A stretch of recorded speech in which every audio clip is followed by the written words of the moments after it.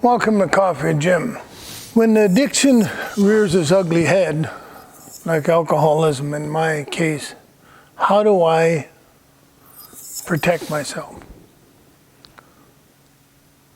Well, I think the answer to that is I don't. I think I've got somebody else protects me. I don't go into slippery places. Like I can do a few things for myself, but the majority of the things I can't do. It's my belief that has to do it. But I can do stuff like, if I'm in a bad mood or pissed off about something, I'm not going to go sit in a bar. I mean, if I have to meet somebody in a restaurant that serves alcohol and they have a drink, that's all fine with me. But if I'm in a bad mood or something like that, I would never do it. I don't put myself in the situations I used to put myself in. But that's not up to anybody but me. So I don't think, I go to dances or I go to parties where people are drinking and this whole thing they always say in AA, if you have to go to a wedding or a party, arrive late and leave early. That's a pretty simple thing to do. And if you do that, then you avoid that whole thing. You still get the alcoholics addict saying, "Oh, come on, one isn't gonna hurt you. You've been dry for 10 years now. What's true? I could probably have one, but why would I chance it? That's the insanity of it. If you put yourself in a position thinking, well, maybe these guys are right. No, I don't want to drink. It doesn't cross my mind. It really doesn't cross my mind. Since I asked God to remove it, it's never crossed my mind. I shouldn't say never. There's 2 occasions I can remember. I was 7 days sober. I was down in Vernon, I remember, and I had a dream that I drank a beer. And I remember in the dream I ripped the top off the beer can, like the whole top, and just guzzled it down because I said to myself, well, you already screwed up, you already lost that time you got sober.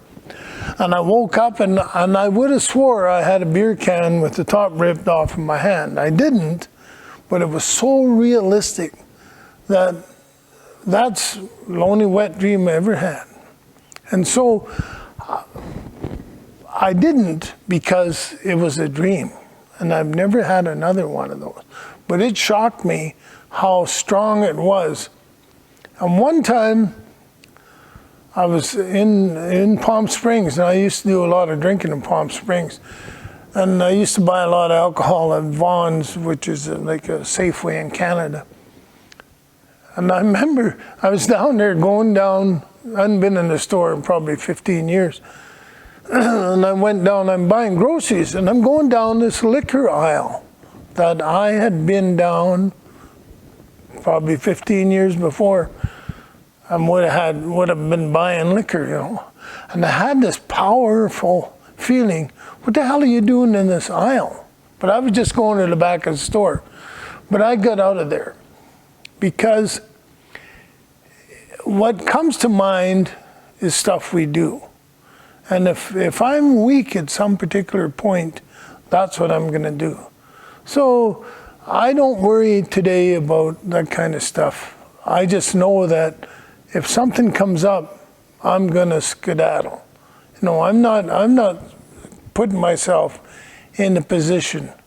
Like if somebody says, oh, let's make a toast, I'm not going to put myself in that position. If I do, I'll do it with the ginger ale. That's fine, or water, but I'll make damn sure I poured it myself. Because I don't want to go back to where I was. And I see people with 15, 20 years sobriety, or people that quit smoking 15 or 20 years and start smoking again. It's the same thing. I don't want to do that. I'm not going to put myself into that position. If I think I'm in danger, I'm going to run like hell. I'm going to go to a meeting. I'm going to go talk to another AA member. There's some action involved here, but it involves moving.